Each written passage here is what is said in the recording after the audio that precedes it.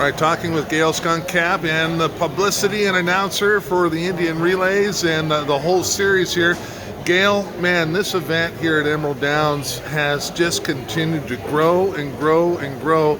You know, did you imagine it would get to this point 9 years ago when you guys started this? You know, I never really imagined that, but that's a good point. You know, here we are, we're in year 9 of the Muckleshoot Gold Cup. You know, we actually did 10 years, but we started the Gold Cup after that. And, you know, the attendance here has just grown every year, and it's been phenomenal. You know, today's Father's Day weekend, and we're going to have a great day here today. We've got some top teams here. This is the first time that it's been so competitive. We had a 3-way tie for first on money win one, and then on the second, we had a tie as well, so it was really competitive. And one of the past Gold Cup winners of the event just got edged out of the championship race by another Gold Cup winner. So the championship race is going to be awesome today.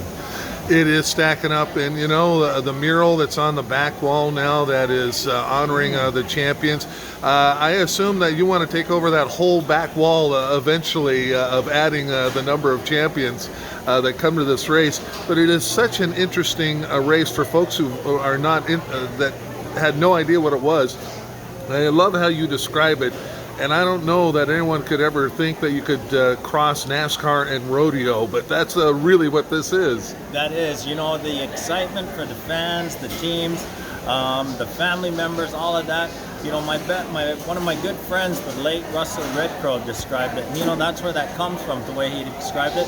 But people are going to get to see the speed of thoroughbred horse racing, the wildness of rodeo, and the teamwork of NASCAR. You know, you put that all together, that's Indian Relay.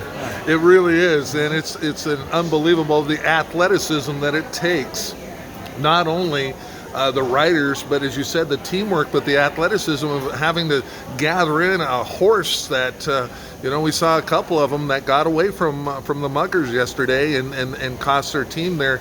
But that's not an easy task. You know, it's not. You know, the rider, he starts on a mounted start, but when he comes in for that first exchange, what's called a mugger or catcher, he's got to catch that horse. You know, that horse is running like 30 miles an hour, and then he's got to gear down to like 5 miles an hour, 10 miles an hour, and that guy has got to catch that horse. If the horse gets away, it's automatic disqualification, you know, but if they're able to catch it within so many feet, they're good. But, you know, all of that comes into play, and that comes into play on leader changes. You know, we've seen somebody run from the start, lead all the way, and have a heck of a time on the exchanges. You know, the team has to really have those horses steady and calm. You know, they're feeling the excitement of the fans, it's loud and all of that. And so the team really comes into play there, and that's where you watch like the NASCAR pit crew. And last thing here, Gayle, is the cultural side of this, because it's not just the racing, it's the music, it's the dancing, and it's everything.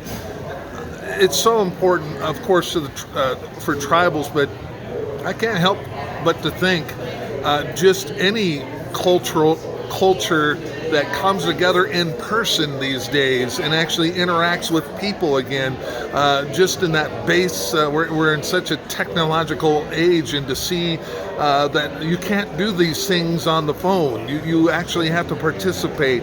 It just seems like it's a huge important thing, not only for your culture, but for all cultures. It is. The horse is really important to all the cultures. You know, it comes to us from the Plains tribes, the relay races down that way. But, you know, the natives have always had their own races. And, you know, as we go to the Plateau states, actually there's 7 states in the northwestern states that do relay. It's both Dakotas, Montana, Wyoming, and Idaho. And then we move to the Plateau states of Washington and Oregon. We had some showings in Oklahoma and Utah that had relay races, but no teams there yet. But the provinces of Alberta and Saskatchewan have picked it up, and it's really growing. You know, but the cultural relevance of that is amazing. You know, the horse means a lot. You know, when the horse first came to us, it broadened our territory and our homeland. You know, it made us better hunters, and it made us stronger in warfare. You know, today's warfare is on the track for relay. And, you know, we've always had match races, and who had the best buffalo runner, who had the best war pony. And, you know, they were trained specifically, and that's what they do today with the animal.